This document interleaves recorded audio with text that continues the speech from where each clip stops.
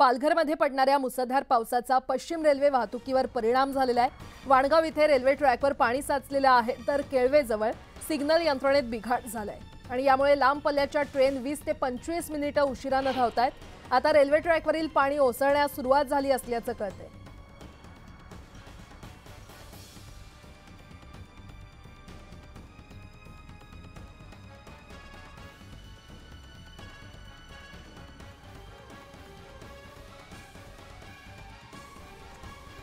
तर केळवेमध्ये सिग्नल बिघाड झाला असल्याचं कळतंय आणि वाणगावला रेल्वे रुळांवर पाणी आलेलं आहे, त्यामुळे लांब पल्ल्याच्या ट्रेन या सध्या उशिराने धावतायत।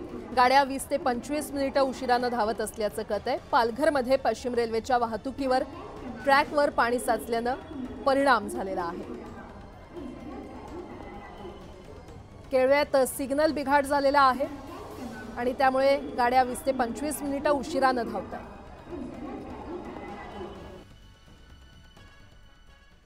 आता मुंबईकरांसाठी आनंदाची बातमी। मुंबईकरांचा प्रवास लवकरच सुखद आणि जलद होणार आहे, कारण भूमिगत मेट्रो 3 ची चाचणी पार पडली आणि त्यामुळे मुंबईच्या पोटातून धावणारी मेट्रो लवकरच मुंबईकरांच्या सेवेत दाखल होणार आहे।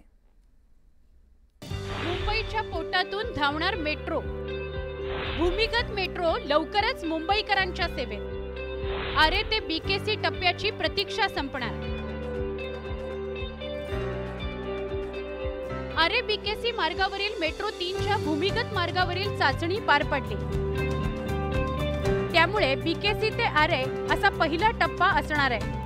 त्या मेट्रोचे डबे हे आता अद्ययावत झालेले आहेत। या पहिल्या टप्प्यामध्ये आपण जर बघितलं तर 10 स्टेशन्स आपल्याला पाहायला मिळतात। BKC Kurla complex, Bandra Kurla complex या ठिकाणाहून हा प्रवास आपला सुरू होतो आणि त्यानंतर तब्बल 10 स्थानक यामध्ये आहेत। धारावी स्थानक असेल, त्याचबरोबर वांद्रे कॉलनी, अशा अनेक टप्प्यांनी प्रवास करत आपण पुढे सरकतो आरेच्या दिशेने। 10 प्लॅटफॉर्म्स यामध्ये लागणार आहेत, जे भूमिगत असणार आहे।